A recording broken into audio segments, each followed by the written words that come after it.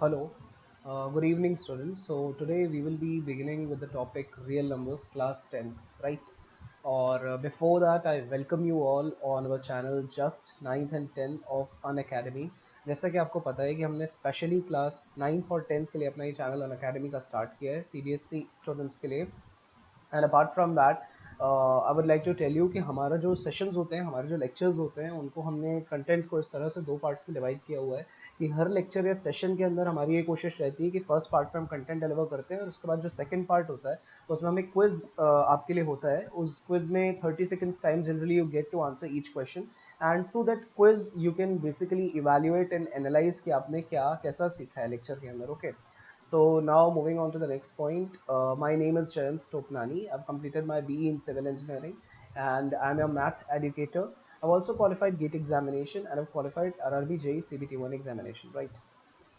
So moving on to the next point, as you all know कि हमारा जो Unacademy application है ये प्ले स्टोर के ऊपर अवेलेबल है। आप जैसा कि आपको स्टेप 1 में दिख रहा होगा, जैसा आप जब वहाँ जाके सर्च करेंगे तो आप स्टेप 2 में जाके फिर इंस्टॉल कर सकते हैं और इंस्टॉल करने के बाद स्टेप 3 के अंदर आपको CBSE class 9th and class 10th का जैसा कि ऑप्शन डिस्प्ले हो रहा होगा स्क्रीन के ऊपर, आपको ऐसा वहाँ पर ऑप्शन दिखेगा। उसको सेलेक्ट कीजिए। उसको सेलेक्ट करने के बाद स्टेप 4 के अंदर आपको प्लस सब्सक्रिप्शन का ऑप्शन दिखेगा, जैसा रेड कलर के ब्लॉक में स्टेप 4 में दिख रहा है। In step 5 you can get your subscription done. Option दिखेगा आपको सब्सक्रिप्शन के लिए, आप उसको क्लिक करोगे। Then in step 6 as you can see two options are available, 6 months and 12 months options are available. I recommend you go for 12 months because in that case your EMI will be reduced, and in fact there are no cost EMI options are also available. And there's a good news for you that in step 7 as you can see there is my code. एक मेरा code है GT live करके। अगर आप इस code को use करते हैं so you can get an additional discount of 10% on your फी। जो भी आपका कोर्स फी होगा उसके ऊपर आपको 10% का एडिशनल डिस्काउंट मिल जाएगा। Okay, so now beginning with our topic. आज अपने टॉपिक के साथ चालू करते हैं। तो रियल नंबर्स जो हमारा टॉपिक है, जो हमको डिस्कस करना है, उसको डिस्कस करने के पहले हम थोड़ा नंबर्स के बारे में पढ़ लेते हैं कि नंबर्स होते क्या हैं, क्यों हम नंबर्स के बारे में स्टडी कर रहे हैं, इनका क्या एप्लीकेशन है मैथ के अंदर, नंबर्स का इंपॉर्टेंस क्या है। तो मैथ की अगर सबसे पहले एक सिंपल सी अगर अपन उसकी डेफिनेशन देने की कोशिश करें, अपनी बताने की कोशिश करें, तो नंबर्स क्या होते हैं। नंबर्स कुछ नहीं होते। नंबर्स एक मैथमेटिकल ऑब्जेक्ट होते हैं जिनके वेरियस एप्लीकेशंस होते हैं, जैसे कि काउंट करने के लिए, मेजर करने के लिए, लेबल करने के लिए हम लोग नंबर्स को यूज करते हैं, राइट। अगर एक छोटा सा एग्जाम्पल लें तो मान लीजिए कोई एक रूम है, उस रूम में कुछ नंबर ऑफ चेयर्स रखी हुई हैं एंड मैंने आपसे कहा कि आप उस रूम में जाइए एंड वो नंबर ऑफ द चेयर्स को काउंट करके आइए। तो आप जाएंगे, जब आपको नंबर्स का नॉलेज होगा, आपको नंबर्स के बारे में मालूम होगा, तब तो आप जाएंगे और काउंट करके आएंगे। So you are able to count because you know about numbers, right. So counting के लिए ऐसे यूज होता है। उसके बाद अगर फॉर एग्जाम्पल मैं आपको ये कहता था कि रूम की लेंथ मेजर करके आओ, आप गए, आप रूम की लेंथ मेजर करके आ गए, आपने बोला XYZ उसकी कुछ ये लेंथ है, तो आप क्यों उसकी लेंथ बता पा रहे हो, आप क्यों काउंटिंग कर पा रहे हो, बिकॉज आप नंबर्स के बारे में जानते हो। ओके, सो ये इसका एप्लीकेशन है, नंबर्स का एप्लीकेशन है, राइट। बट जैसे अभी अपन यूज करते हैं ना, पूरा एक क्लासिफिकेशन हमको मिल जाता है, पूरा एक सब्जेक्ट के फॉर्म में मैथ में हमको ये दिख जाता है कि ये सब नंबर्स हैं, ये नंबर सिस्टम है, इसको ऐसे पढ़ना है। बट जब शुरुआत इन सब चीज़ों की हुई होगी, जब बिगनिंग हुई होगी इन सब चीज़ों की, तब इतना आसान नहीं रहा होगा, राइट। पहले के टाइम पे जैसे क्या होता था कि बोन्स वगैरह के ऊपर लोग वर्टिकल लाइंस बनाकर काउंटिंग करते थे, राइट। तो उस टाइम पे उनको ज़रूरत भी नहीं होती थी ज़्यादा बड़े नंबर्स की। फॉर एग्जांपल उनके जो उनको एप्लीकेशन होता था उन नंबर्स का या काउंटिंग के लिए उनको रिक्वायर्ड होता था, वो ज़्यादा बड़ा उनका एप्लीकेशन नहीं होता था। फॉर एग्जांपल अगर किसी को काउंट करना है कि उसके पास कोई एक एनिमल्स का ग्रुप है, तो वो एनिमल्स के ग्रुप के अंदर कितने एनिमल्स हैं, ज़्यादा बड़ा काउंटिंग का वहाँ पे प्रॉब्लम है नहीं, रिक्वायरमेंट है नहीं। तो पहले के टाइम पे मतलब जैसे जैसे धीरे धीरे डेवलपमेंट हुआ तो नीड्स भी उतने नहीं थे, बट जैसे जैसे एडवांसमेंट हुआ और उसके साथ ज़रूरतें हमारी बढ़ी तो और सब चीज़ें डेवलप होती गई, राइट। फॉर एग्जाम्पल अगर आपको ये बोल दिया जाता है कि एक छोटे से ग्रुप के अंदर नंबर ऑफ एनिमल्स काउंट करो तो शायद वो इजी होगा, बट फिर अगर आपसे पूछा जाए कि एक सिटी की पॉपुलेशन काउंट करके बताओ, तो ऑब्वियसली उसके लिए आपको बड़े नंबर्स का रिक्वायरमेंट होगा। तो धीरे धीरे नंबर सिस्टम्स, नंबर्स इन सब चीज ये सब डेवलप होता गया। Okay, like counting numbers, then counting numbers, fractions, after fractions, negative numbers and zero, सब चीज सब डेवलप होता गया, right. In fact there were numbers जो कि जब पहले वो नंबर्स आए तो उनको लोगों ने एक्सेप्ट भी नहीं किया, राइट? जैसे रेजिस्टेंस हुआ उस चीज को लेकर, उन नंबर्स के एक्सेप्टेंस को लेकर। जैसे फॉर एग्जांपल अगर जीरो का ही एग्जांपल लें और जीरो की बात करें, अगर मान लीजिए एक रूम है और मैं आपसे कहता हूँ कि वो रूम में नंबर ऑफ चेयर्स काउंट करके आओ, लेकिन वहां पर चेयर्स है ही नहीं, तो आप बोलोगे कि जब चेयर्स है ही नहीं, एक भी चेयर वहां पर नहीं रखी हुई है, तो उसकी काउंटिंग करे कैसे? काउंटिंग की बात तो तब आएगी ना जब वहां पर कुछ होगा, बट वहां पर कुछ तो है ही नहीं। बट इस बात को भी रिप्रेजेंट करने के लिए कि वहां एक भी चेयर नहीं है उस रूम में, आप जीरो को यूज कर सकते हो, शून्य आप बोल सकते हो ना, कुछ है ही नहीं वहां पे, राइट? सो ऐसा होता है। और इनफैक्ट नेगेटिव नंबर्स की भी अगर अपन बात करें तो नेगेटिव नंबर्स का भी अब कोई लोग पूछ सकते हैं कि नेगेटिव नंबर्स के क्या एप्लीकेशन है, तो भाई नेगेटिव नंबर्स के भी कई सारे एप्लीकेशन होते हैं। इनफैक्ट नेगेटिव नंबर्स के कुछ एप्लीकेशन को समझने के लिए अगर एग्जाम्पल से समझने की कोशिश करें, तो जैसे आप लिफ्ट में जाते हैं, लिफ्ट में मान लीजिए आप ग्राउंड फ्लोर पे हैं लिफ्ट में, उसके बाद लिफ्ट ऊपर गई और ऊपर जाने के बाद उसने फर्स्ट फ्लोर शो किया, यानी आप एक फ्लोर और क्रॉस करके आप ऊपर चले गए, राइट? तो अगर वो वन दिखा रहा है, प्लस वन दिखा रहा है, इसका मतलब ये है कि आप जो ग्राउंड फ्लोर था उसके रिस्पेक्ट में आप ऊपर चले गए। अगर टू दिखा रहा होता वहां डिस्प्ले पे लिफ्ट के अंदर, तो इसका मतलब है कि आप और ज्यादा ऊपर लिफ्ट में ऊपर के डायरेक्शन में आप चले गए। बट अगर यहीं पर लिफ्ट में मान लीजिए माइनस वन शो करता है, इसका मतलब ये है कि आप बेसमेंट में चले गए, ग्राउंड फ्लोर के रिस्पेक्ट में आप नीचे चले गए। अगर माइनस टू शो करती है लिफ्ट, तो आप और नीचे चले गए, राइट? तो ये नेगेटिव नंबर्स ऐसे हमको दिख रहे हैं, पर इनका एप्लीकेशन होता है अपार्ट फ्रॉम दैट। आप फिजिक्स में, केमिस्ट्री में या दूसरे सब्जेक्ट्स में भी आप देखोगे तो टेम्परेचर्स की भी वैल्यू कई बार नेगेटिव टेम्परेचर्स आते हैं, राइट? उनका एप्लीकेशन होता है, उनको हम यूज करते हैं। So that's the point, right? ये थोड़ा सा नंबर्स के बारे में एक ब्रीफ इंट्रोडक्शन था। And now we'll be beginning with एक क्लासिफिकेशन जो अपन नंबर्स के बारे में अपन पढ़ते हैं कि नेचुरल नंबर्स क्या होते हैं, होल नंबर्स क्या होते हैं और इंटीजर्स क्या होते हैं, राइट? तो नेचुरल नंबर्स की अगर अपन बात करें तो नेचुरल नंबर्स जो होते हैं वो कलेक्शन होते हैं कुछ नंबर्स का, जो कि आपको दिख रहा होगा, कैपिटल एन से हम लोग नेचुरल नंबर्स को डिनोट करते हैं। And these are 1 2 3 4 5 and so on and the list goes on, right? Similarly whole numbers की बात करें तो whole numbers are represented by the letter capital W. इनकी शुरुआत होती है जीरो से, and they are like 0 1 2 3 4 and so on, the list goes on like this, right? Similarly integers की बात करें तो integers are represented by the letter capital I और जेड। और इंटीजर्स का जो पूरा का पूरा कलेक्शन होता है, it includes all the natural numbers, it includes zero and it includes negative of all the counting numbers, right? Natural numbers are basically the counting numbers. तो जितने भी यहाँ पर 1 2 3 4 ये सारे के सारे नंबर्स आए थे ना, इनका नेगेटिव ले लो, इनके नेगेटिव भी सारे के सारे इंटीजर्स के कलेक्शन में इंक्लूडेड होते हैं। So it includes -1 -2 -3 -4 and so on like this, right? Likewise, all these numbers will be included in the collection of integers. आपने ये चीज पहले पढ़ा भी होगा, 9th क्लास में भी आपने डिस्कस किया होगा। तो ये जस्ट छोटा सा इंट्रोडक्शन था, राइट, उसका। अब आगे बढ़ते हैं, रैशनल नंबर्स के बारे में डिस्कस करते हैं। रैशनल नंबर्स क्या होते हैं? अगर रैशनल नंबर्स की बात करें तो रैशनल नंबर्स जो होते हैं ये वो नंबर्स होते हैं जिनको कि हम p बाई क्यू के फॉर्म में एक्सप्रेस कर सकते हैं, जहां पर कि p भी एक इंटेजर है, q भी इंटेजर है और q जीरो नहीं हो सकता है, राइट? कुछ एग्जांपल्स दिए हुए हैं, जैसे 1/3 इंटेजर अपॉन इंटेजर के फॉर्म में और डिनोमिनेटर जीरो नहीं है, तो ये है रैशनल नंबर का एग्जांपल। 22/7 आप देखोगे तो ये भी इंटेजर अपॉन इंटेजर के फॉर्म में, डिनोमिनेटर जीरो नहीं है, तो ये भी रैशनल नंबर का एग्जांपल है। Similarly -8/9 is in the form integer upon integer and the denominator is not equal to zero, so it is also an example of a rational number, right? अब ये तो बात हो गई कि हम एक इंटेजर बाय इंटेजर फॉर्म जो p बाय क्यू फॉर्म होता है उसके थ्रू हम देखकर बताएं कि कोई गिवन नंबर जो है वो रैशनल नंबर है कि नहीं है। अगर मुझे डेसिमल एक्सपेंशन देखकर, किसी नंबर के डेसिमल एक्सपेंशन को देखकर ये बताना होता कि वो गिवन नंबर रैशनल नंबर है कि नहीं, तो जो रैशनल नंबर्स होते हैं उनके दो तरह के डेसिमल एक्सपेंशंस पॉसिबल होते हैं। या तो रैशनल नंबर्स के डेसिमल एक्सपेंशंस टर्मिनेटिंग होते हैं, टर्मिनेटिंग का मतलब होता है डेसिमल के बाद उनके पास एक फाइनाइट नंबर ऑफ डिजिट होगी और वो फिर डिजिट्स होंगी और फिर वो खत्म हो जाएंगे। या फिर अगर वो टर्मिनेट नहीं हो रहे होंगे तो non terminating repeating decimal expansion वाले होंगे, राइट, रैशनल नंबर्स। एग्जाम्पल दिया हुआ है, अपन एग्जाम्पल देखते हैं। 1.324 करके एग्जाम्पल दिया हुआ है। 1.324 को जब आप ऑब्जर्व करोगे तो आप देखोगे कि डेसिमल के बाद केवल 3 प्लेसेस हैं, फिर इसकी कहानी खत्म है, यानी ये टर्मिनेटिंग डेसिमल एक्सपेंशन का एग्जाम्पल है, जो कि एक टाइप का रैशनल नंबर हुआ। फिर आप सेकंड एग्जाम्पल देखोगे तो 8.889, 8.889 में भी आप देख रहे हो डेसिमल के बाद केवल 3 प्लेसेस तक जा रहा है और उसके बाद फिर कोई डेसिमल प्लेस के बाद कुछ है नहीं इसमें, मतलब कि ये भी टर्मिनेटिंग डेसिमल एक्सपेंशन का एग्जाम्पल है और terminating decimal expansion rational number ही होता है, राइट? उसके बाद 1.323232 एंड सो ऑन, ठीक है? इसमें 32 जो है वो टर्मिनेट तो नहीं हो रहा है, 323232 ऐसा आता चला जा रहा है, लेकिन जब दो डिजिट्स आ जाती है ना 32, तो उसके बाद फिर रिपीट होना चालू हो जाता है। तो भले ही नॉन टर्मिनेटिंग है बट रिपीटिंग है, इसीलिए ये भी एक रैशनल नंबर की कैटेगरी के अंदर आने वाला नंबर है। सिमिलरली एक और एग्जांपल नीचे दिया हुआ है 2.978 एंड सो ऑन, राइट। तो ये 978 रिपीट होता जा रहा है ऐसे आगे जाके, तो ये टर्मिनेट तो नहीं हो रहा बट रिपीट जरूर हो रहा है, नॉन टर्मिनेटिंग रिपीटिंग नेचर वाला इसका डेसिमल एक्सपेंशन है, राइट। सिमिलरली नीचे एक बात लिखी हुई है नोट में, अपन ने अभी जस्ट इसके पहले वाली स्लाइड में अपन ने डिस्कस किया था कि ये नेचुरल नंबर्स, होल नंबर्स और इंटीजर्स का कलेक्शन कौन सा होता है।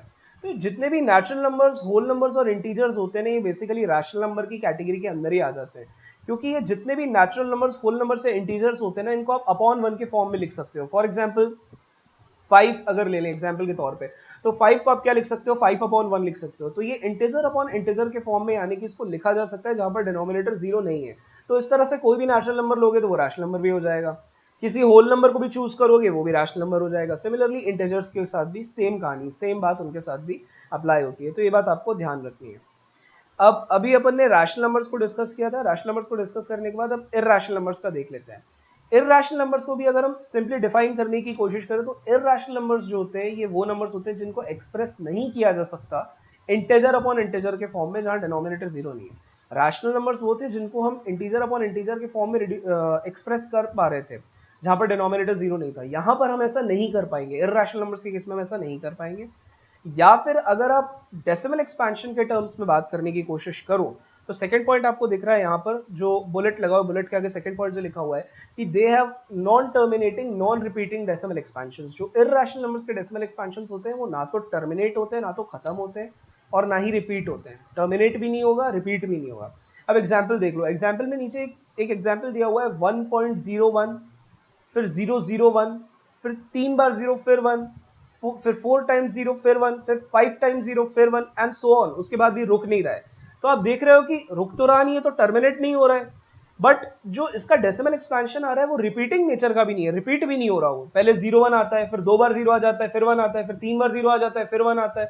तो इस तरह से हो रहा है, तो नॉन टर्मिनेटिंग नॉन रिपीटिंग है, राइट। इसीलिए इरैशनल नंबर की कैटेगरी के अंदर रखा हुआ है। सिमिलरली एक और एग्जांपल दिया हुआ है 2.700, then 700, then 7 4 times 0, then 7 5 times 0 and so on. इसके बाद भी रुक नहीं रहा है, यानी टर्मिनेट तो नहीं हो रहा है, नॉन टर्मिनेटिंग नेचर का है, एंड नॉन टर्मिनेटिंग के साथ साथ नॉन रिपीटिंग है, रिपीट भी नहीं हो रहा है, राइट। तो ये इरैशनल नंबर्स के कुछ एग्जांपल्स हैं। Similarly √2 and √3 are also irrational numbers. हम लोग अभी इसके प्रूफ्स भी फर्दर डिस्कस करेंगे यहाँ पर, right. So now moving on to the point of real numbers. अब आते हैं रियल नंबर्स की बात करते हैं। तो रियल नंबर्स जो होते हैं ना, रियल नंबर्स, एक मान लीजिए आपके पास एक एम्प्टी बैग है, राइट। एक आपके पास एक खाली बैग है, एम्प्टी बैग है। आप एक काम करो कि जितने भी आपने अभी रैशनल नंबर्स और जितने भी इरैशनल नंबर्स के बारे में अपन ने कुछ एग्जांपल्स देखे, जितने भी रैशनल और इरैशनल नंबर्स होते हैं, सारे के सारे रैशनल नंबर्स को उठाओ, उस बैग के अंदर डाल दो, और सारे के सारे इरैशनल नंबर्स को उठाकर भी उस बैग के अंदर डाल दो। ये जो कलेक्शन आप ऑब्टेन करोगे ना रैशनल और इरैशनल नंबर्स का, ये बैग के अंदर सारे के सारे रैशनल इरैशनल नंबर्स को डालकर, इसी कलेक्शन को हम रियल नंबर्स का कलेक्शन या फिर रियल नंबर्स बोलते हैं, राइट। अगर आप नंबर लाइन की मदद से समझने की कोशिश करो कि रियल नंबर्स क्या होते हैं, तो वो सारे के सारे नंबर्स जिनको हम इस रियल नंबर लाइन पे या नंबर लाइन पे हम जिसको हम रिप्रेजेंट कर सकते हैं, वो सारे के सारे हमारे रियल नंबर्स होते हैं, राइट। और नंबर लाइन क्या होती है? Number line is nothing but it's just a straight line जिस पर कि हम नंबर्स का पिक्टोरियल रिप्रेजेंटेशन करते हैं। आपको जैसा फिगर दिख भी रहा होगा, हमने कुछ नंबर्स का रिप्रेजेंटेशन किया ही हुआ है। इस तरह से सारे के सारे रैशनल और सारे के सारे इरैशनल नंबर्स का इस लाइन पर रिप्रेजेंटेशन किया जा सकता है, और वही सारे के सारे रैशनल और इरैशनल नंबर्स मिलकर रियल नंबर्स के कलेक्शन को फॉर्म करते हैं, राइट। तो ये कुछ बातें थी रियल नंबर के बारे में अपन को जो डिस्कस करना था। अब आते हैं अपन अपने पॉइंट पे कि लेमा क्या होता है, व्हाट इज अ लेमा। देखो क्या होता है ना, कुछ टर्म्स होते हैं जैसे थ्योरम, एक्सियम्स, लेमा, postulates, ये सब भी हम will discuss it later, but as of now we are talking about lemma. So what is a lemma? A lemma is nothing but it's a proven statement which is used to prove another statement। ठीक है, एक proven statement होगा, उस proven statement की मदद से हम दूसरे statements को prove करेंगे, right? उसी को लेमा कहते हैं। So it's simply a proven statement which is used to prove another statement। Now moving back to the point of Euclid's division lemma, right? Euclid's division lemma क्या है? तो Euclid's division lemma को start करने के पहले Euclid के बारे में थोड़ा सा जान लेते हैं। जो यूक्लिड है, he was a Greek mathematician and he has contributed largely to the field of geometry, contributed largely to geometry and number theory in fact, and Euclid's division lemma एक पार्ट है उनके कंट्रीब्यूशन का, उसको हम लोग अभी discuss करेंगे। And ये जो यूक्लिड्स डिवीजन लेमा है, perhaps this was known for a long time, but this was first recorded in his book 7 of Euclid's Elements, right? In Euclid's Elements book 7 this was recorded perhaps for the first time, right? सो अब start करते ही थोड़ा सा Euclid के बारे में था, और Euclid's division lemma ये स्टेट करता है, यूक्लिड्स डिवीजन लेमा ये बोलता है कि अगर कोई भी दो पॉजिटिव इंटीजर्स हमारे पास हैं, ए और बी कोई भी दो पॉजिटिव इंटीजर्स हमारे पास हैं, तो फिर कुछ यूनिक इंटीजर्स क्यू और आर एग्जिस्ट करेंगे कुछ इस तरीके से कि हम एक्सप्रेस कर सकते हैं ए को बी क्यू प्लस आर के फॉर्म में, राइट? आपको दिख रहा होगा ए और बी क्या है, अगर कोई पॉजिटिव इंटीजर्स हैं तो फिर क्यू और आर जो है यूनिक इंटीजर्स एग्जिस्ट करेंगे कुछ इस तरीके से कि हम ये रिलेशन लिख सकते हैं, हम ये एक्सप्रेस कर सकते हैं ए को बी क्यू प्लस आर के फॉर्म में, जहां पर आर की जो वैल्यू होती है वो greater than equal to zero and less than b होती है, राइट? अब पॉजिटिव इंटीजर्स क्या होते हैं, ये भी नीचे लिखा हुआ है, सबसे नीचे लिखा हुआ है पॉजिटिव इंटीजर्स क्या होते हैं। तो पॉजिटिव इंटीजर्स का मतलब होता है इनकी गिनती, वही जो नेचुरल नंबर्स अपन डिस्कस कर रहे थे ना, यही पॉजिटिव इंटीजर्स के कलेक्शन को बता रहे हैं नीचे, 1 2 3 4 5 and so on. So a b की जो वैल्यूज है वो अपन इनमें से वैल्यूज लिख सकते हैं, राइट?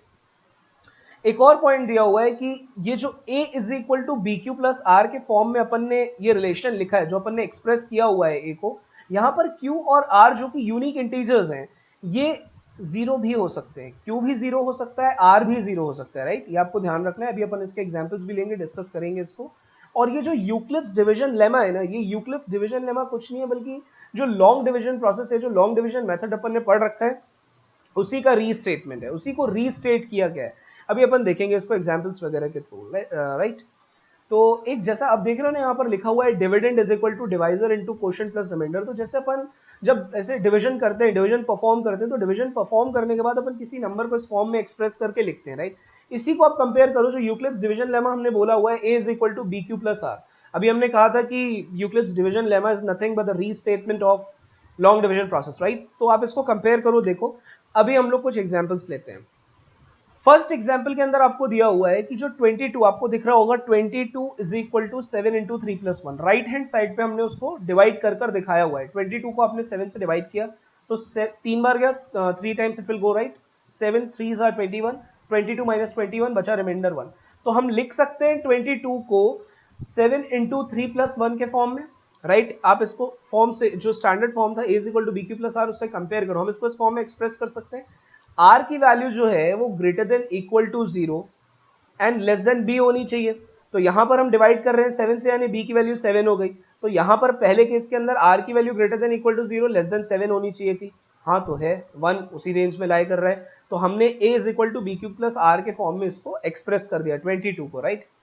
सिमिलरली सेकेंड एग्जाम्पल देखिए, सेकेंड एग्जाम्पल के अंदर दिया हुआ है 35। 35 is equal to 7 into 5 plus zero हमने लिख रखा है। तो हमने क्या बोला था कि हम अभी केवल पॉजिटिव इंटीजर्स की बात कर रहे हैं। तो पॉजिटिव इंटीजर्स की जब हम बात कर रहे हैं तो 35 और 7 दो इंटीजर्स हमने कंसिडर किए हुए हैं। जब हमने दो इंटीजर्स 35 और 7 को कंसिडर किया हुआ है तो हम 35 को लिख सकते हैं 7 इंटू 5 प्लस जीरो। अब यहां पर r की जो वैल्यू है, अगर हम कंपेयर करें इसको a is equal to B Q plus r से, तो r यहां पर जीरो हो गया, जो कि सही है, r जीरो हो सकता है। r should be greater than equal to zero and it should be less than b। Second example के अंदर b की वैल्यू 7 है, कोई दिक्कत नहीं है, ये बिल्कुल जीरो के बराबर है। तो हमने पढ़ा था कि r और q दोनों जीरो भी हो सकते हैं, तो r जीरो हो रहा है, उसमें कोई प्रॉब्लम नहीं है। और जो आपका 35 है, आप उसको 7 से डिवाइड कर रहे हो, राइट? तो 35 को 7 से डिवाइड करोगे तो कितना हो जाएगा, 5 आ जाएगा क्वेश्चन के फॉर्म में। सिमिलरली थर्ड एग्जांपल को आप कंसीडर करो 48। 48 को हमने कैसे एक्सप्रेस किया हुआ है, 48 को अगर हम 5 से डिवाइड करते हैं तो a is equal to B Q plus are के फॉर्म में अगर हम इसको लिखने की कोशिश करें तो 48 is equal to 5 times 9, 5 into 9 plus 3 हो जाएगा।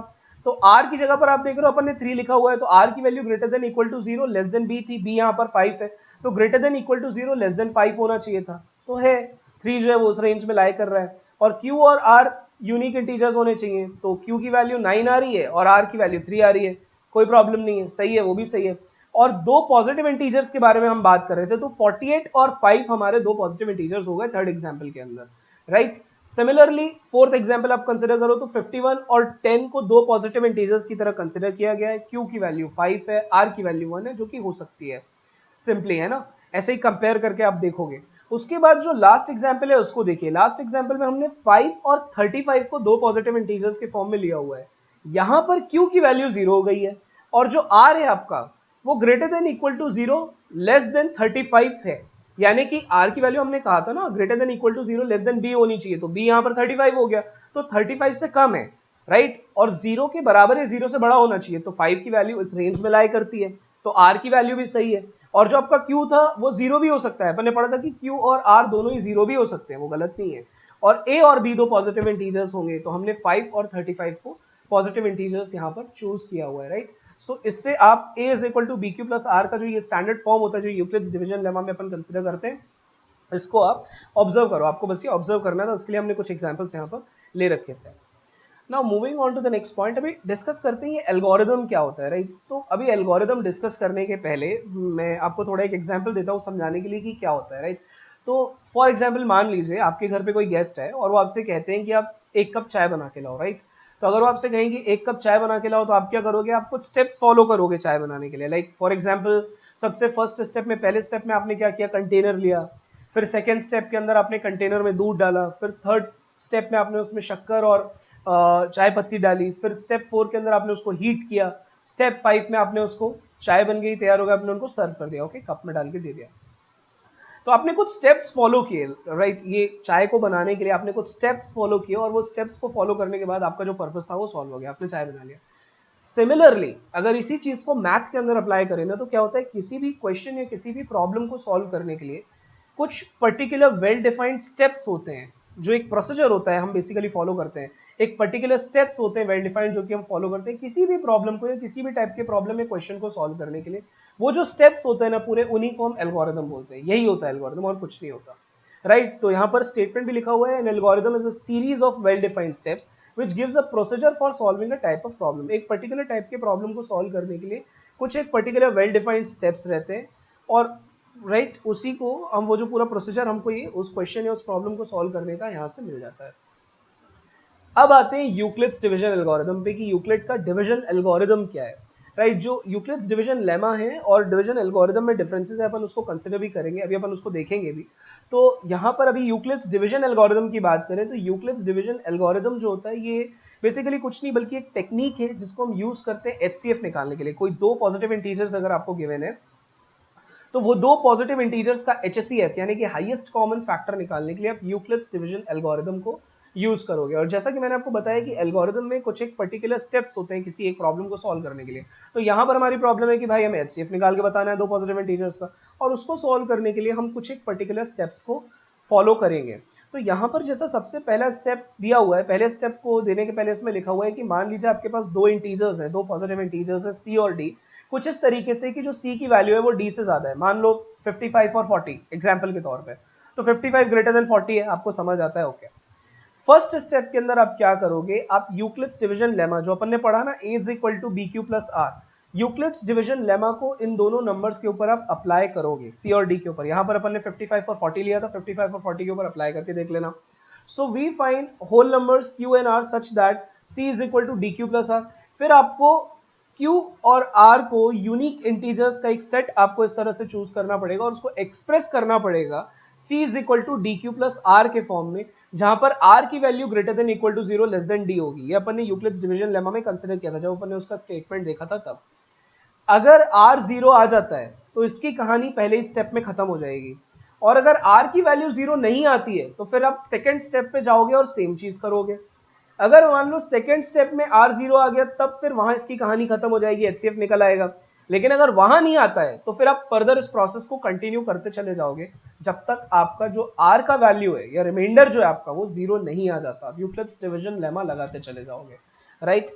तो ये एक आप डिफरेंस भी देख लो कि यूक्लिड्स डिवीजन लेमा जो है वो केवल ये स्टेट करता है कि दो पॉजिटिव इंटीजर्स की अगर हम बात कर रहे हैं तो दो पॉजिटिव इंटीजर्स को हम a is equal to B Q plus are के फॉर्म में एक्सप्रेस कर सकते हैं, जहां पर q और r जो होते हैं वो यूनिक इंटीजर्स होते हैं और r की value greater than equal to 0 less than b होती है।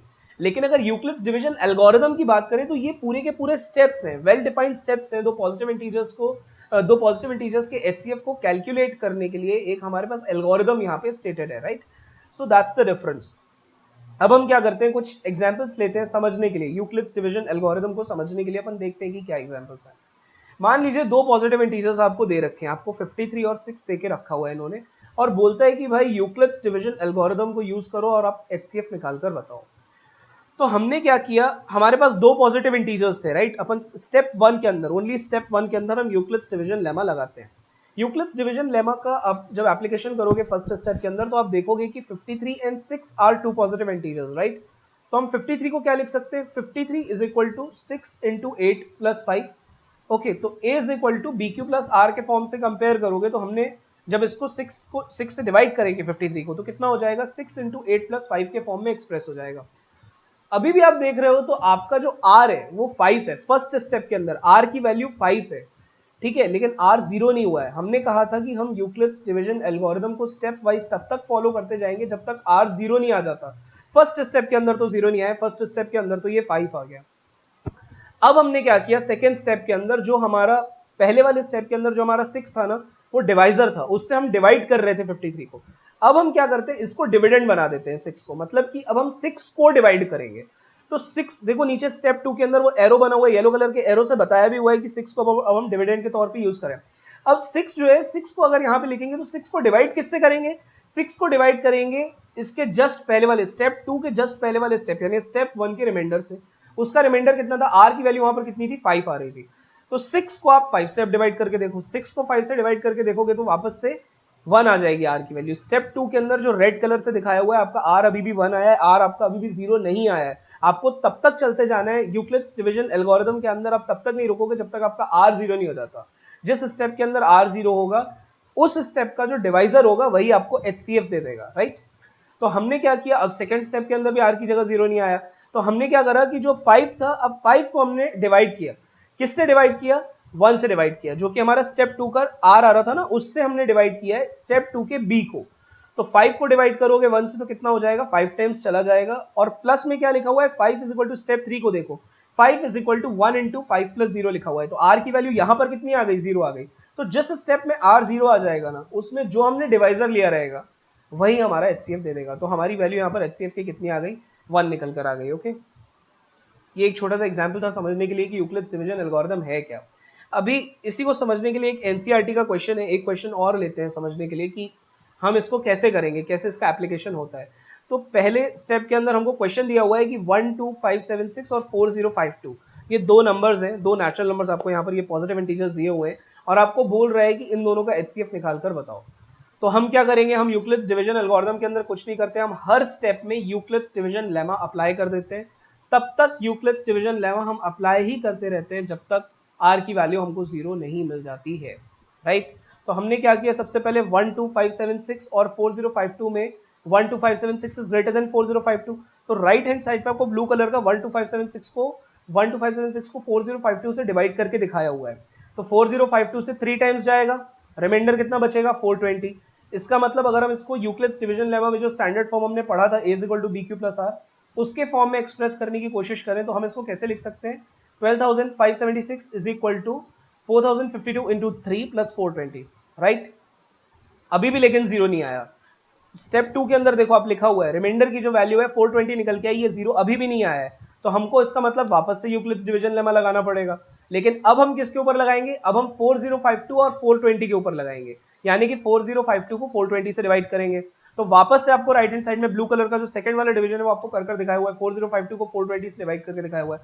तो 9 टाइम्स जाएगा, बट फिर भी रिमाइंडर 272 बच जाएगा।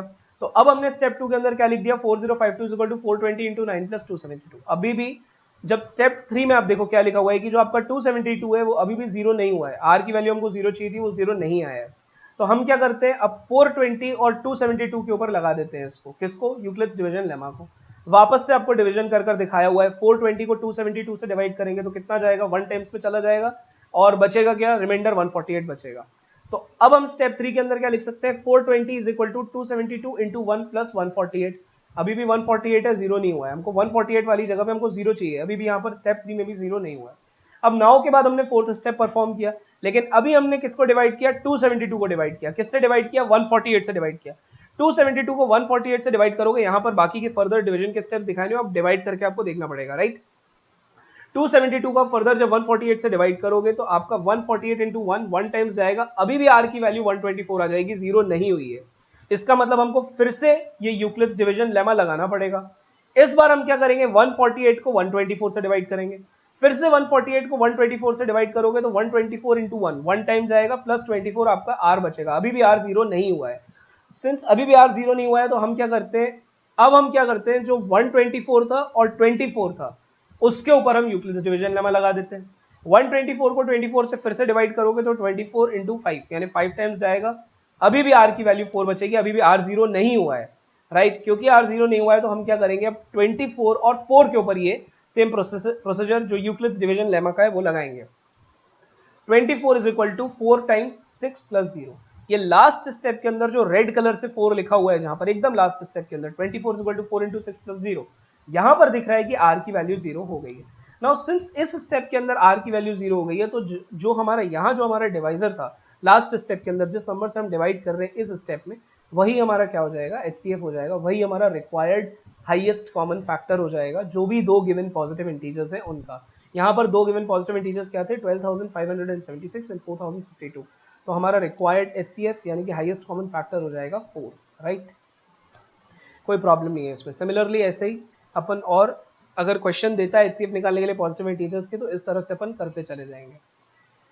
अब दो बातें आपको ध्यान रखनी है, ये जो यूक्लिड्स डिवीजन लेमा और ये जो यूक्लिड्स डिवीजन एल्गोरिथम है ना, ये इतने क्लोजली जुड़े हुए हैं, इतने क्लोजली इंटरलिंक्ड है कि लोग क्या करते हैं, जनरली यूक्लिड्स डिवीजन लेमा और यूक्लिड्स डिवीजन एल्गोरिथम को सेम ही बोल देते हैं, बट थोड़ा सा डिफरेंस है। यूक्लिड्स डिवीजन लेमा जो है, यूक्लिड्स डिवीजन लेमा का स्टेटमेंट हम लोग ऑलरेडी डिस्कस कर चुके हैं, वो क्या है, जबकि यूक्लिड्स डिवीजन एल्गोरिथम जो होता है वो स्टेप्स होते हैं। उन स्टेप्स के अंदर हम यूक्लिड्स डिवीजन लेमा को लगाते चले जाते हैं जब तक हमको एचसीएफ निकालने के लिए दो पॉजिटिव इंटीजर्स के कंप्यूट करने के लिए हमें जीरो नहीं मिल जाता है आर की जगह पर, राइट। सेकंड पॉइंट की बात करें तो ये जो यूक्लिड्स डिवीजन एल्गोरिथम है, बार बार अपन ने बात किया तो अपन ने बोला कि अपन केवल पॉजिटिव इंटीजर्स ले रहे हैं, पॉजिटिव इंटीजर्स को कंसीडर कर रहे हैं, लेकिन ऐसा नहीं है कि यूक्लिड्स डिवीजन एल्गोरिथम जो है, ये जो यूक्लिड्स डिवीजन एल्गोरिथम जो आपका यूक्लिड्स डिवीजन लेमा जो है, इसको हम नेगेटिव इंटीजर्स के ऊपर नहीं लगा सकते हैं। इसको नेगेटिव इंटीजर्स के ऊपर भी अप्लाई किया जा सकता है, but as of now we will be discussing only and only about positive integers, right. तो आपको ये ध्यान रखनी दो बातें। अब आगे बढ़ते हैं, कुछ क्वेश्चंस हैं, इन क्वेश्चंस में अपन देख लेते हैं एप्लीकेशन क्या है। ये जो यूक्लिड्स डिवीजन लेमा जो अपन पढ़ते हैं इसका एप्लीकेशन क्या है। क्वेश्चन मैं पढ़ देता हूँ। क्वेश्चन में दिया हुआ है, show that every positive even integer is of the form 2q and that every positive odd integer is of the form 2q plus 1, right, जहां पर q कोई भी एक इंटीजर है। तो जब अपन क्वेश्चन को देख रहे हैं ना, तो क्वेश्चन के अंदर अपन को देखकर पता चल रहा है कि क्वेश्चन में 2q की बात हो रही है, राइट। तो जब a is equal to B Q plus are का जो स्टैंडर्ड फॉर्म था ना यूक्लिड्स डिवीजन लेमा का, जब अपन ने स्टेटमेंट पढ़ा था तो अपन ने a is equal to B Q plus r बोला था। तो a is equal to B Q plus r जब अपन ने बोला था तो अपन ने उससे इसको कंपेयर किया, तो अपन को समझ में आया कि एक काम करते हैं कि a को अपन सोल्यूशन के अंदर देखो आप लिखा हुआ है, let a be any positive integer, a को अपन कोई भी एक पॉजिटिव इंटीजर ले लेते हैं और b की वैल्यू को हम 2 लिख रहे हैं। b की वैल्यू को हमने नोइंगली 2 लिया है। क्यों लिया है? ताकि हम 2q और 2q प्लस 1 का फॉर्म यूक्लिड्स डिवीजन लेमा को यूज करके जनरेट कर पाए। अपन को पता था ना कि a is equal to B Q plus are के फॉर्म में होता है यूक्लिड्स डिवीजन लेमा के अंदर, राइट। कोई भी जो हम a को पॉजिटिव इंटीजर को एक्सप्रेस करते हैं किसी दूसरे इंटीजर के फॉर्म में, a और b का जब बात हो रहा था तो a is equal to B Q plus are के फॉर्म में लिखते थे। तो वहां से हमारे दिमाग में स्ट्राइक किया, इसलिए हमने क्या किया, a को कोई भी पॉजिटिव इंटीजर लिया और b को 2 लिया, क्योंकि क्वेश्चन में दिख रहा है हमको कि हमको वो फॉर्म जनरेट करनी है। अब अगर यूक्लिड्स डिवीजन लेमा लगाएं तो यूक्लिड्स डिवीजन लेमा से हम क्या बोल सकते हैं, a is equal to 2q plus r बोल सकते हैं, राइट। सिंपली हमने a is equal to 2q plus r यहाँ पे रख दिया। एक कंडीशन अपन ने देखी थी कि जब अपन a is equal to B Q plus r लगा रहे थे तो r की जो वैल्यू थी वो greater than equal to 0 less than b थी। तो अब यहां पर भी r की value greater than equal to 0 less than b की जगह क्या आ जाएगा, 2 आ जाएगा, क्योंकि हमने b को 2 ले रखा है यहां पर। तो r is greater than equal to 0 and less than 2 हो जाएगा इस केस में। अब फर्स्ट केस देखो, आप फर्स्ट केस के अंदर r की जगह पे 0 कंसिडर किया हुआ है। जब r को 0 कंसिडर करके चलेंगे तो a is equal to 2q plus r में r को 0 रख दोगे तो a is equal to 2q आ जाएगा। अब सिंस ये a is equal to 2q के फॉर्म में लिखा हुआ है जहां पर q is some integer, q is any integer, तो ये जो पूरा का पूरा 2q है ये 2 से तो डिवाइड हो जाएगा ना, आपको दिख रहा है ना 2 इंटू सम इंटीजर लिखा हुआ है, यानी ये पूरा का पूरा 2 से डिवाइड हो जाएगा। तो अगर a को 2q के फॉर्म में लिखते हैं यानी ये एक इवन इंटीजर को रिप्रेजेंट कर रहा है। तो जब आप r को 0 रखोगे, केस 1 के अंदर r को 0 रखोगे तो आपका a 2q के फॉर्म में आ जाएगा जो कि एक इवन इंटीजर को रिप्रेजेंट करेगा। सिमिलरली अगर हम r की जगह पर 1 रखते, r की जगह पर हम दो ही वैल्यूज रख सकते हैं क्योंकि r greater than equal to 0 less than 2 है यहां पर, राइट। तो लेस देन 2 में r 0 हो जाएगा या तो r 1 हो जाएगा। अब r को जब 1 रखते हैं सेकंड केस के अंदर, तो a is equal to 2q plus r में a is equal to 2q plus 1 हो जाएगा। अब ये जो 2q प्लस 1 के फॉर्म में इंटीजर है, ये 2 से डिविजिबल नहीं होगा, इस फॉर्म के अंदर लिखा हुआ है, यानी कि ये एक ऑड इंटीजर हो जाएगा। तो सिंपली अपन ने इस तरह से प्रूव कर दिया है कि कोई भी एक पॉजिटिव इवन इंटीजर जो होता है वो 2q के फॉर्म का होता है, और कोई भी अगर पॉजिटिव ऑड इंटीजर होगा तो वो 2q प्लस 1 के फॉर्म में एक्सप्रेसिबल किया जा सकता है, एक्सप्रेसिबल होगा, राइट। एक क्वेश्चन और देखते हैं। इस क्वेश्चन के अंदर बोला हुआ है कि ये शो करके बताओ कि कोई भी जो पॉजिटिव इंटीजर होता है it is of the form 3q, 3q plus 1 और 3q प्लस 2, यानी कोई भी अगर एक पॉजिटिव इंटीजर होगा तो वो इन तीनों में से किसी एक फॉर्म में होगा, where q is some integer. तो अब ये जब अपन ने क्वेश्चन को देखा ना, तो क्वेश्चन को देखकर अपन को पता चला कि अपन को 3q की फॉर्म जनरेट करनी है, 3q, 3q plus 1, 3q plus 2, ये वाली फॉर्म जनरेट करनी है। तो ये वाली फॉर्म को जनरेट करने के लिए अपन ने क्या किया, सोल्यूशन में पहली लाइन लिखी हुई है कि let a be any positive integer. a को तो अपन ने कोई भी पॉजिटिव इंटीजर ले लिया, और b की जगह हमने नोइंगली 3 लिख दिया, क्योंकि हमको ये फॉर्म जनरेट करनी थी क्वेश्चन में जो आपको दिख रहा है। तो यूक्लिड्स डिवीजन लेमा अगर लगाएं तो यूक्लिड्स डिवीजन लेमा से हम बोल सकते हैं a is equal to 3q plus r, जहां पर कि r पे एक कंडीशन होती थी कि r की value greater than equal to 0 less than b होगी। अब यहां पर b आपका 3 है, 3 हमने लेके रखा हुआ है क्योंकि हमको रिक्वायर्ड फॉर्म जनरेट करनी है। तो नाउ के बाद देखो क्या लिखा हुआ है, r की value greater than equal to 0 less than 3 हो सकती है। अब r की वैल्यू जब greater than equal to 0 less than 3 हो सकती है, इसका मतलब r की वैल्यू या तो 0 होगी, या तो r की वैल्यू 1 होगी, या फिर r की वैल्यू 2 होगी। तो हम r की अलग अलग वैल्यूज को सब्स्टिट्यूट करके देखते हैं। केस 1 के अंदर जब r को आप 0 रखोगे तो a क्या हो जाएगा, 3q प्लस r, यानी 3q प्लस 0, क्योंकि r 0 हो गया तो a is equal to 3q हो गया। सेकेंड केस के अंदर जब आप r को 1 लिखोगे तो a is equal to 3q plus r की जगह पे a is equal to 3q plus 1 हो जाएगा। और जब थर्ड केस में आप r is equal to 2 substitute करोगे तो simply a is equal to 3q plus r की जगह पे a is equal to 3q plus 2 हो जाएगा। तो तीन ही केसेस बन रहे हैं। तो कोई भी अगर पॉजिटिव इंटीजर अगर अपन a लेके चल रहे हैं, जहां पर a कोई भी एक पॉजिटिव इंटीजर है, तो वो इन तीनों में से किसी एक फॉर्म में आ जाएगा। दैट्स इट, यही हमको प्रूव करना था और यही हमको शो करना था, तो ये अपन ने इसके थ्रू शो कर दिया। अभी एक क्वेश्चन और सिमिलर टाइप का क्वेश्चन है, सिमिलर क्वेश्चन को ले लेते हैं समझने के लिए कि यूक्लिड्स डिवीजन लेमा का क्या एप्लीकेशन है इन क्वेश्चंस के अंदर। वापस से हमने क्वेश्चन देखा तो क्वेश्चन में हमको क्या फॉर्म दिख रही है, 4q प्लस 1 की फॉर्म या 4q प्लस 3 की फॉर्म हमको दिख रही है। यानी कि हमको ये पक्का पता चल गया कि a को कोई भी पॉजिटिव इंटीजर मान लेंगे और b को हम 4 ले लेंगे, क्योंकि क्वेश्चन में जो हमको फॉर्म दिख रही है वो हमको फॉर्म जनरेट करनी है, राइट। ओके, क्वेश्चन ये बोल रहा है कि कोई भी पॉजिटिव ऑड इंटीजर, पॉजिटिव केवल पॉजिटिव इंटीजर्स की बात नहीं कर रहा है, बोल रहा है कोई भी positive odd integer, positive integer भी हो ऑड भी हो, वो 4q प्लस 1 या फिर 4q प्लस 3 के फॉर्म का होगा या होता है, उसको आपको शो करना है। जहां पर q कोई भी इंटीजर है, q is some integer, it is any integer. तो जैसा कि मैंने आपको बताया कि हमने a को कोई भी एक पॉजिटिव इंटीजर ले लिया और b की जगह पे 4 ले लिया, क्योंकि हमको क्वेश्चन से दिख रहा था हमको रिक्वायर्ड फॉर्म जनरेट करना था। यूक्लिड्स डिवीजन लेमा अगर अप्लाई करें तो यूक्लिड्स डिवीजन लेमा स्टेट करता है a is equal to 4q plus r के फॉर्म में हम a को लिख सकते हैं, where r should be greater than equal to 0 less than b। r पे ये कंडीशन होती है कि वो greater than equal to 0 less than b होना चाहिए। यहां पर इस क्वेश्चन में हमने b की वैल्यू को 4 लेकर रखा हुआ है, यानी r की value greater than equal to 0 and less than 4 होगी। r की value greater than equal to 0 less than 4 होगी। अपन ने ये भी पढ़ा था ना, q and r are unique integers, कोई यूनिक इंटीजर्स होंगे जहां पर r और q की वैल्यू 0 भी हो सकती है। तो इसका मतलब ये है कि r की वैल्यू जब ग्रेटर देन इक्वल टू 0 और लेस देन 4 है तो r के कितने पॉसिबल वैल्यूज हो सकती हैं, r की 4 पॉसिबल वैल्यूज हो सकती है। या तो r 0 ही हो जाए, या तो r 1 हो जाए, या तो r 2 हो जाए, या फिर r 3 हो जाए, ठीक है, इनमें से कोई भी पॉसिबल हो जाए। पहले केस के अंदर आप देखोगे तो r को हमने 0 लेके रखा हुआ है, r को 0 सब्सटीट्यूट करोगे तो a किस फॉर्म में आ जाएगा, a is equal to 4q plus r था, r की जगह आपने 0 लिख दिया a में, तो क्या आ गया, a is equal to 4q आ गया। अब फर्दर 4q जो है 4 क्यूब है, 4 की जगह हम लिख सकते हैं 2 इंटू 2, यानी कि इसको हम लिख सकते हैं 2 इंटू 2q। अब q भी कोई इंटीजर है तो 2 इंटू क्यू भी कोई इंटीजर होगा, वो 2q की जगह पर हमने वापस एक t एक इंटीजर लिख दिया। तो t अगर कोई इंटीजर हम उसकी जगह पर सब्सटीट्यूट करेंगे तो a is equal to 4q को हम 2t के फॉर्म में लिख सकते हैं, और जब इसको हम 2 इंटू टी के फॉर्म में लिख सकते हैं जहां पर कि t is some integer, it means that it is an even integer, क्योंकि ये क्वांटिटी 2 से डिवाइड हो जाएगी, ठीक है, जब r 0 होता है फर्स्ट केस के अंदर। अब आप सेकंड केस देखो, जब हमने r को 1 सब्सटीट्यूट किया हुआ है, अगर हम r को 1 सब्सटीट्यूट करते हैं तो a is equal to 4q plus 1 हो जाएगा। a is equal to 4q plus r था, r की वैल्यू 1 लिख दी उसमें, तो a is equal to 4q plus 1 हो गया। यहां पर आप देखोगे तो 4q की जगह पर हमने वापस क्या लिखा हुआ है, 2 इंटू टू क्यू लिखा हुआ है, क्योंकि 4 की जगह हम 2 इंटू टू लिख सकते हैं। फिर वापस से हमने 2q की जगह पर 2t लिखा हुआ है, ठीक है, 2 इंटू टू क्यू की जगह पर हमने 2t लिखा हुआ है। तो कितना हो जाएगा, ये 2t प्लस 1 के फॉर्म में आ जाएगा, क्योंकि where t is some integer. तो क्योंकि ये 2t प्लस 1 के फॉर्म में आ गया, तो हमको दिख रहा है कि ये एक ऑड इंटीजर हो गया, राइट। हमको क्या बात करनी थी, हमको क्वेश्चन में बताना था कि ऑड पॉजिटिव इंटीजर जो होता है वो या तो 4q प्लस 1 या फिर 4q प्लस 3 के फॉर्म का हो गया। तो 4q प्लस 1 के फॉर्म वाला, जब r को 1 रखा तो 4q प्लस 1 के फॉर्म वाला, तो यहां से हमको दिख गया कि r की वैल्यू 1 रखने पे 4q प्लस 1 की फॉर्म जो रहती है वो पॉजिटिव ऑड इंटीजर को रिप्रेजेंट करेगी, ठीक है। ये वाला 4q प्लस 1 का हमने सॉल्व कर दिया। अब इसके बाद क्या होता है, r को 2 सब्सटीट्यूट करके देखते हैं। r को जब आप 2 सब्सटीट्यूट करके देखोगे, r की जगह पे 2 रखकर देखोगे, तो a is equal to 4q plus 2 के फॉर्म में आ जाएगा। तो a is equal to 4q plus 2 के फॉर्म में 4q को अगर मैं फर्दर लिखना चाहूं तो उसको मैं 2 इंटू 2q लिख सकता हूं, एंड वो 2 इंटू 2q प्लस 2 हो जाएगा। दोनों साइड से 2 कॉमन लोगे तो वो 2 इंटू 2q प्लस 1 हो जाएगा। फिर से ये 2q प्लस 1 की जगह पे हमने ब्रैकेट के अंदर जो r इज इक्वल टू 2 वाले को हम डिस्कस कर रहे हैं, 2 इंटू टी प्लस 1 लिख दिया।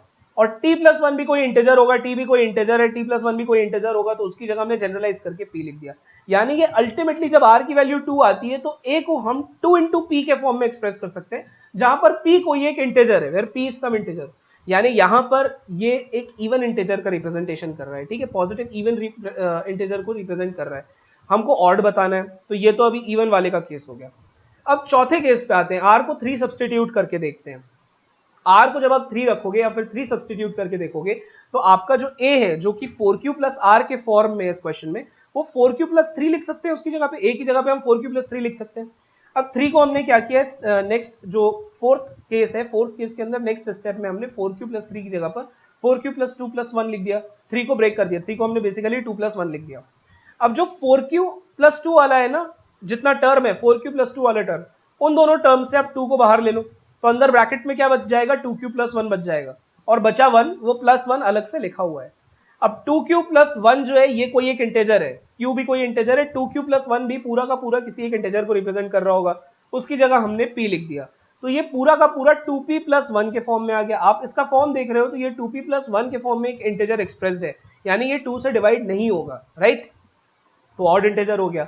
और पॉजिटिव इंटीजर्स का तो हम डिस्कशन कर ही रहे हैं, तो ये ऑड पॉजिटिव इंटीजर हो गया। और फोर्थ केस में फॉर्म कौन सी बन रही है, 4q प्लस 3 की फॉर्म बन रही है। आप क्वेश्चन को देखो, 4q प्लस 1 या 4q प्लस 3 की फॉर्म जो है वो ऑड पॉजिटिव इंटीजर की फॉर्म होगी, ये हमको शो करना था। तो जब हमने r को 1 रखा तब ये फॉर्म मिल रही है, जो ब्लू कलर से ऑड इंटीजर आपको लिखकर दिखाया हुआ है। और ऐसे ही जब हमने r को 3 सब्सटीट्यूट किया तो a is equal to 4q plus 3 की फॉर्म बन रही है, जहां पर कि वापस से हमको ऑड पॉजिटिव इंटीजर ऑब्टेन हो रहा है, राइट। सो ये कुछ क्वेश्चंस थे, अपन ने यूक्लिड्स डिवीजन, लेमा और एल्गोरिथम के ऊपर अपन ने कुछ क्वेश्चंस डिस्कस किए हैं।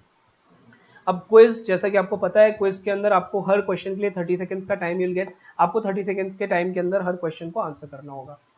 फर्स्ट क्वेश्चन है, so you get 30 seconds time to answer this question. पढ़ो क्वेश्चन को, आंसर करो। I will read the question for you. The question is which of the following is not a rational number. इनमें से कौन सा rational number नहीं है, ये आपको बताना है। ओके, बताइए।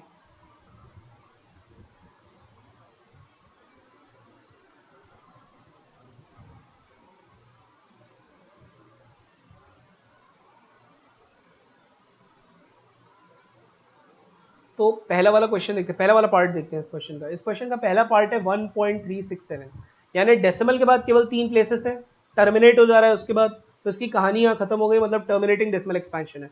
Terminating decimal expansion rational number ही होता है, ठीक है। सेकंड पार्ट में दिया हुआ है 2.787878, यानी 78 आ रहा है, फिर से 78 आ रहा है, फिर से 78 आ रहा है, और आता ही चला जा रहा है। तो खत्म तो नहीं हो रहा है, नॉन टर्मिनेटिंग है, बट रिपीटिंग है, रिपीट हो रहा है। 78 आता है, फिर 78 आ जाता है, फिर 78 आ जाता है, तो नॉन टर्मिनेटिंग रिपीटिंग है। ये वाला डेसिमल एक्सपेंशन भी रैशनल नंबर का एग्जाम्पल होता है। थर्ड वाला पार्ट देखिए, थर्ड वाले पार्ट में दिया हुआ है 3.37789। ये जो 37789 है ना, इसके ऊपर बार बना हुआ है, इसको रिपीटिंग ब्लॉक बोलते हैं। बेसिकली आपका रिपीटिंग ब्लॉक है 37789, तो इसके ऊपर बार बना हुआ है। बार बने होने का मतलब ये होता है कि 37789 आएगा, फिर से 37789 आएगा, फिर से 37789 आएगा, और आता ही चला जाएगा। तो खत्म तो नहीं हो रहा है, टर्मिनेट तो नहीं हो रहा, लेकिन रिपीट हो रहा है, ठीक है। तो नॉन टर्मिनेटिंग रिपीटिंग नेचर का हो गया डेसिमल एक्सपेंशन इसका, तो ये भी रैशनल नंबर की कैटेगरी के अंदर आ ही जाता है। फोर्थ पार्ट को देखिए, फोर्थ पार्ट के अंदर आपको क्या दिया हुआ है, 1.390, then 3900, then 39000, then 394 times 0 and so on. तो ये ना तो टर्मिनेट हो रहा है ना रिपीट हो रहा है, तो ये आपका रैशनल नंबर की कैटेगरी के अंदर नहीं आएगा। तो पहले वाले क्वेश्चन का आंसर हो जाएगा पार्ट 4 यानी ऑप्शन 4, राइट। क्वेश्चन नंबर 2, ये भी अपन ने पढ़ा हुआ है, अपन ने इसको डिस्कस भी किया था बिगनिंग में। इसको आंसर करिए, it's a very simple question and you are left with 20 more seconds to answer this question, right? Answer बताइए इसका क्या होना चाहिए।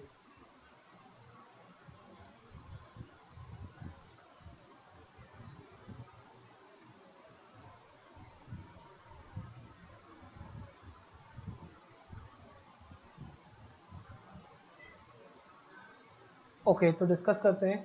रियल नंबर्स क्या होते हैं? रियल नंबर्स बेसिकली कलेक्शन होते हैं सारे के सारे रैशनल और इरैशनल नंबर्स का। अपन ने डिस्कस किया भी था, अपन ने नंबर लाइन पे भी देखा था कि कुछ नंबर्स का रिप्रेजेंटेशन करके रखा हुआ था। मैंने आपको बताया था कि एक एम्प्टी बैग ले लो, उसके अंदर सारे के सारे रैशनल नंबर्स और सारे के सारे इरैशनल नंबर्स को उठाकर डाल दो, तो इससे आपका रियल नंबर्स का कलेक्शन फॉर्म हो जाएगा। सो the correct answer is option 2। Option 2 आपका करेक्ट आंसर यहाँ पर हो जाएगा। क्वेश्चन नंबर 3 में आपको दिया हुआ है कि आपको दो पॉजिटिव इंटीजर्स दिए हुए हैं 95 और 152। आपको इन दोनों का हाईएस्ट कॉमन फैक्टर HCF निकाल कर बताना है। अभी अभी हमने यूक्लिड्स डिवीजन लेमा को पढ़ा है, यूक्लिड्स डिवीजन एल्गोरिथम को पढ़ा है, उसको यूज कीजिए, उसका एप्लीकेशन करके इसको सॉल्व करने की कोशिश कीजिए और इसका आंसर बताइए कि क्या होना चाहिए या क्या हो सकता है।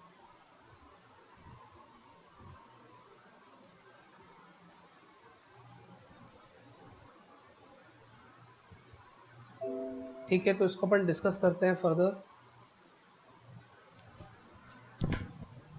ओके सो इस क्वेश्चन को डिस्कस करते हैं।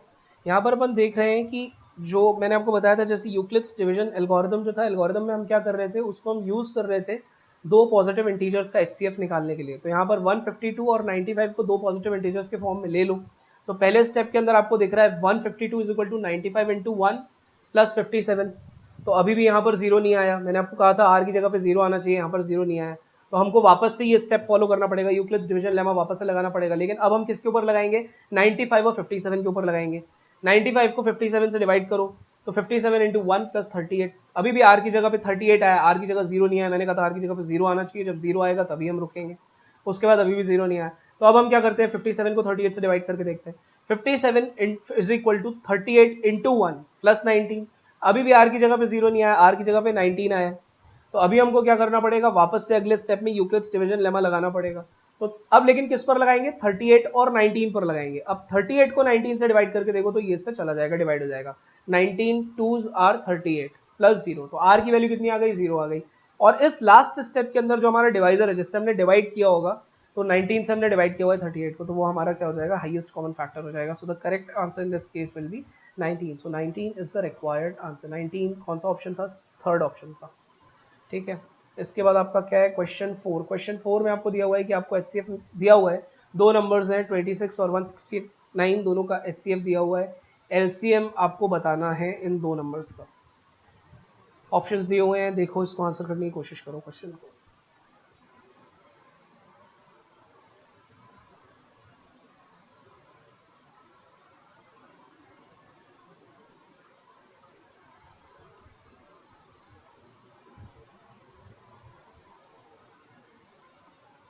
ओके तो डिस्कस करते हैं। कोई भी दो पॉजिटिव इंटीजर्स अगर आपको गिवन हो ना, तो उन दो पॉजिटिव इंटीजर्स का जो प्रोडक्ट होता है वो उनके HCF और LCM के प्रोडक्ट के बराबर होता है। तीन इंटीजर्स के लिए, तीन पॉजिटिव इंटीजर्स के लिए या उससे ज्यादा के लिए वैलिड नहीं है, दो के लिए वैलिड है ये रिलेशन, राइट। तो हमको दो नंबर्स कौन से दिए हुए थे? 26 और 169 दिए हुए थे। तो हमने 26 into 169 is equal to HCF into LCM, ये सिंपल सा रिलेशन यूज किया। नंबर्स हमारे थे 26 169, दोनों का प्रोडक्ट ले लिया। राइट हैंड साइड पे हमने HCF इंटू LCM लिखा हुआ है। HCF की वैल्यू 13 हमको गिवन है, HCF की जगह हमने 13 सब्सटीट्यूट किया। सिंपली आप इसको सॉल्व करोगे तो LCM की वैल्यू आपकी निकल कर आ जाएगी 338। कौन सा ऑप्शन था? This was option 3। So option 3 is the correct answer of question 4। Moving on to the next question, question 5। You have 30 seconds to answer this question. इसको सोचो, क्वेश्चन को आंसर करो, क्या आंसर होना चाहिए इसका। It's a very simple question. Total number of distinct factors of a prime number, किसी भी प्राइम नंबर के कितने डिस्टिंक्ट फैक्टर्स होते हैं आपको बताना है।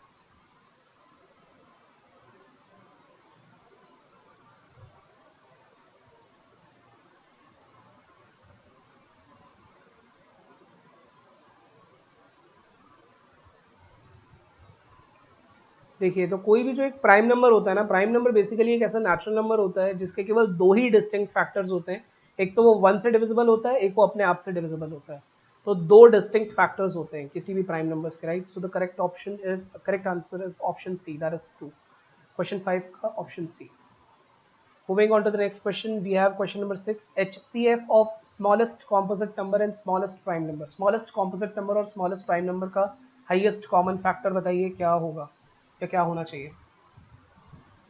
You have 15 more seconds left to answer this question, right?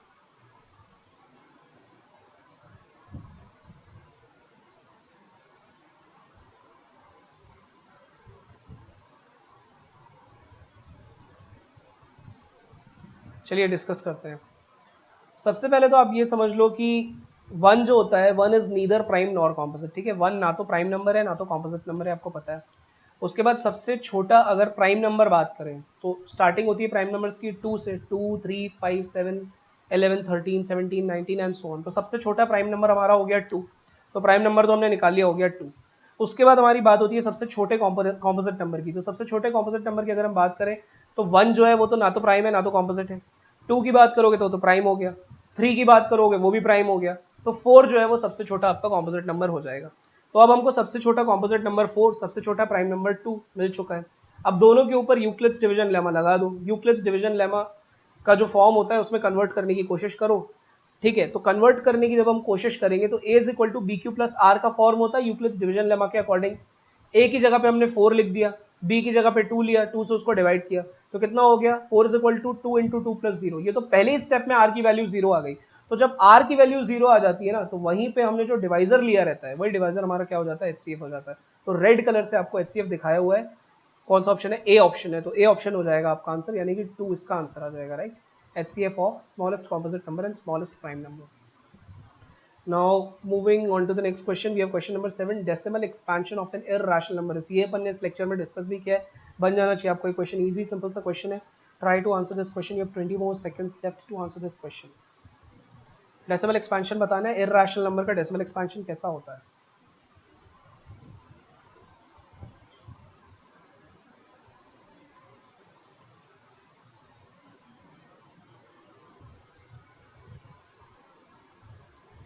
देखो सबसे पहला पॉइंट कंसिडर करते हैं, पहला वाला ऑप्शन कंसिडर करते हैं। तो टर्मिनेटिंग नहीं, टर्मिनेटिंग तो उसका होता है रैशनल नंबर्स का टर्मिनेटिंग डेसिमल एक्सपेंशन होता है, उसके बाद इसका नहीं होता। फिर सेकंड पार्ट में हो गया आपका non terminating repeating. Non terminating repeating decimal expansion वाले नंबर्स भी रैशनल नंबर्स हो जाते हैं।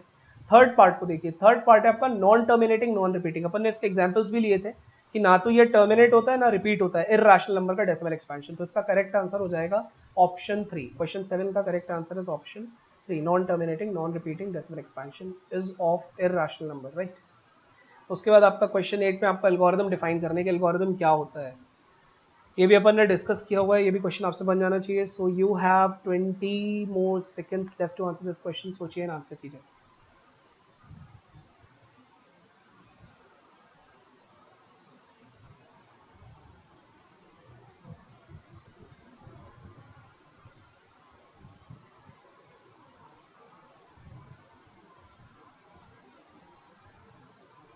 ओके तो डिस्कस करते हैं।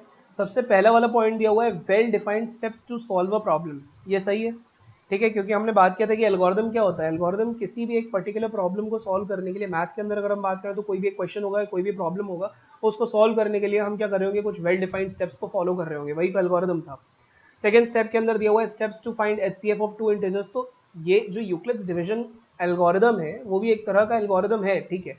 बट ऐसा जनरलाइज करके अगर हम डेफिनेशन देने की कोशिश करें तो जो फर्स्ट पार्ट है, फर्स्ट ऑप्शन है, that is the correct answer, right. Third में दिया हुआ है यूक्लिड्स डिवीजन लेमा। तो Euclid's division lemma and algorithm के अंदर डिफरेंस होता है। यूक्लिड्स डिवीजन लेमा का स्टेटमेंट आपको पता है, is equal to B Q plus are के फॉर्म में हम लिख सकते हैं। दो पॉजिटिव इंटीजर्स की अगर हम बात करें जहां पर आर की value greater than equal to 0 less than B होनी चाहिए, ये अपन ने पढ़ा। तो ये होता है लेमा। और जो एल्गोरिथम होता है, एल्गोरिथम के अंदर पूरे पूरे स्टेप्स होते हैं। तो थर्ड पार्ट तो इसका आंसर नहीं होगा, फोर्थ पार्ट भी नहीं होगा। So the correct answer is option 1। Option 1 is the correct answer, right. Moving on to the next question. अच्छा ये क्वेश्चन एक आप और थोड़ा देख लो, इसमें आपको लॉन्ग डिवीजन परफॉर्म नहीं करना है। बिना लॉन्ग डिवीजन को परफॉर्म किए आपको ये बताना है कि कौन सा वाला जो ऑप्शन है उसका non terminating repeating decimal expansion होगा, राइट। सो देखिए, ऑब्जर्व कीजिए और ऑब्जर्व करके बताइए।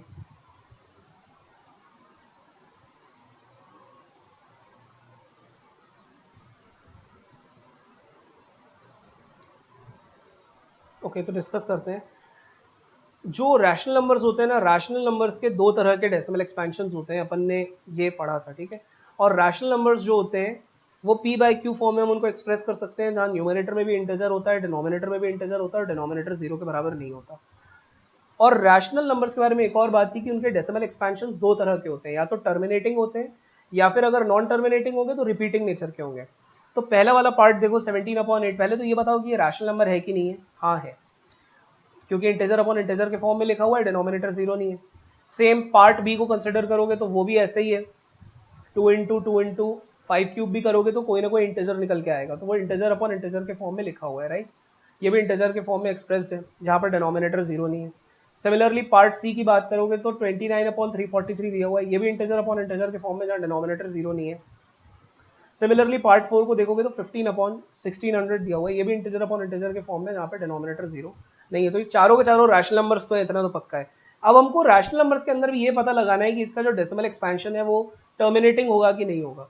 तो एक बात आप ध्यान रखना कि जो टर्मिनेटिंग डेसिमल एक्सपेंशन होते हैं ना, terminating decimal expansion can be expressed, जब आप उनका प्राइम फैक्टराइजेशन करोगे, so they can be expressed in the form 2 to the power m into 5 to the power n, where m and n are non negative integers. ठीक है, non negative integers मतलब इनकी गिनती चालू होगी जीरो से, 0 1 2 3 4 5 and so on. तो अब कंपेयर कर लेते हैं, उसको एप्लीकेशन करके देख लेते हैं इसका।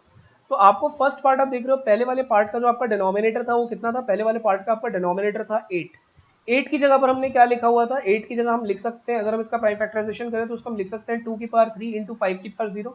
यानी कि पहले वाले पार्ट का 17/8 में इसका डिनोमिनेटर 8 है, जो पहले वाले पार्ट का जो डिनोमिनेटर है उसको हम 2 की पावर m इंटू 5 की पावर n के फॉर्म में एक्सप्रेस कर सकते हैं, जहां पर m की वैल्यू हो गई 3, n की वैल्यू हो गई 0। तो पहला वाला तो एक्सप्रेस हो सकता है उसमें, यानी कि पहला वाला जो पार्ट हमको गिवन है वो हमारा टर्मिनेटिंग डेसिमल एक्सपेंशन का पार्ट है। ये बात क्लियर हो गई। अब सेकंड वाले को कंसिडर करो। सेकंड वाला आपका क्या था, सेकंड वाला आपका था 23/2 स्क्वायर इंटू 5 क्यूब। तो 2 स्क्वायर इंटू 5 क्यूब, अगर आप सेकंड वाले पार्ट को भी, बी पार्ट को भी कंसिडर करते हो, तो इसका जो डिनोमिनेटर आपको दिख रहा है यहाँ पर, ये 2 की पावर 2 इंटू 5 की पावर 3 के फॉर्म में ऑलरेडी लिखा हुआ है। यानी 2 की पावर में 2 आ गया, 5 की पावर में 3 आ गया, तो वो नॉन नेगेटिव इंटीजर्स हो गए 2 और 3। तो उस फॉर्म में एक्सप्रेस्ड है, राइट। 2 की पावर m 5 की पावर n के फॉर्म में एक्सप्रेस्ड है, तो इसका भी टर्मिनेटिंग डेसिमल एक्सपेंशन होगा। ये चीज भी क्लियर है। अब हम सिंपली डिस्कस करते हैं जो सी पार्ट है आपका। सी पार्ट में आपका लिखा हुआ है 29/343। 29/343 में 343 के आप इसका जो डिनोमिनेटर है सी पार्ट का उसको देखो, यानी 343 को ऑब्जर्व करो। अगर आप 343 को ऑब्जर्व करते हो तो 343 को हम लिख सकते हैं 3 टू द पावर 5। देखो नीचे लिखा हुआ है 343 can be written as 3 to the power 5। तो 3 टू द पावर 5 का 2 और 5 से तो कोई रिश्ता नाता ही नहीं है, इसका तो कोई लेना देना ही नहीं है 2 और 5 से, यानी 2 की पावर m और 5 की पावर n से तो उसका कोई लेना देना ही नहीं है। यानी 343 जब डिनोमिनेटर में आ रहा है तो इसको हम 2 की पावर m इंटू 5 की पावर n के फॉर्म में डिनोमिनेटर को एक्सप्रेस नहीं कर सकते हैं। तो इसीलिए जो हमारा सी पार्ट है वो हमारा non terminating repeating decimal expansion का एग्जाम्पल हो जाएगा। और डी पार्ट को अगर आप कंसिडर करो तो इसमें 15/1600 दिया हुआ है, तो 15/1600 को अगर हम ऊपर नीचे और डिवाइड करें तो ये रिड्यूस हो जाएगा 3/320 में। अब 3/320 का आप एक बार वो देखो, 3/320 का आप डिनोमिनेटर देखो, तो डिनोमिनेटर कितना आ गया इसका 320 आ गया, जो बीच में सेकंड वाला बताया हुआ है। तो 320 को हम लिख सकते हैं 2 टू द पावर 6 इंटू 5 के फॉर्म में, यानी 15/1600 का भी जो डिनोमिनेटर है वो अल्टीमेटली एक्सप्रेस किया जा सकता है 2 की पावर m इंटू 5 की पावर n के फॉर्म में। ये 2 की पावर 6 इंटू 5 की पावर 1 लिखा हुआ है ना, तो इसको 2 की पावर m इंटू 5 की पावर n के फॉर्म में एक्सप्रेस कर सकते हैं। यानी इसका जो भी डेसिमल एक्सपेंशन होगा हमें नहीं पता, लेकिन टर्मिनेटिंग डेसिमल एक्सपेंशन होगा ये हमें पक्का पता है। तो हमने बिना लॉन्ग डिवीजन के मेथड को, बिना लॉन्ग डिवीजन प्रोसेस को, पूरे प्रोसेस हमने डिवाइड किए हुए, हमने ये बता दिया कि इसका जो डेसिमल एक्सपेंशन है वो किस टाइप का होगा, टर्मिनेटिंग होगा कि नॉन टर्मिनेटिंग रिपीटिंग होगा। ओके, यहाँ पर हम अपना ये सेशन खत्म करते हैं। I would like to tell you कि प्ले स्टोर के ऊपर हमारा जो अन अकेडमी एप्लीकेशन है दिस इज अवेलेबल, आप वहाँ पर जाइए। स्टेप 2 के अंदर आपको जैसा दिख रहा होगा, you search for it, install it, and after that in step 3 as you can see class 9th CBSE class 9th and class 10th के लिए स्पेसिफिकली अलग से हमने ऑप्शन अवेलेबल है यहाँ पर। In step 4 as you can see आपको plus subscription का ऑप्शन दिखेगा रेड ब्लॉक के अंदर जो बना हुआ है, आप जाइए प्लस सब्सक्रिप्शन पे क्लिक कीजिए। उसके बाद इन step 5 you can get your subscription done, वहां पर आपको ऑप्शन दिख जाएगा गेट सब्सक्रिप्शन का. In step 6, as you can see, 6 months and 12 months options are available. I recommend you go for 12 months options because in that case your per month EMI will be reduced, and in fact no cost EMI options are also available. Apart from that, you can get an additional discount of 10% if you will use my code JT Live. Step 7 में आपको दिख रहा होगा मेरा एक code है JT Live, जिसको आप यूज करते हैं तो जो भी आपका ओवरऑल कोर्स फी होगा you will get an additional 10% discount on it, right? So like, comment, subscribe and share because ज्ञान बांटने से ही बढ़ता है. And don't forget to press the bell icon because जो भी next video upload होगा उसका आपको notification मिल जाएगा. So bye bye, thank you.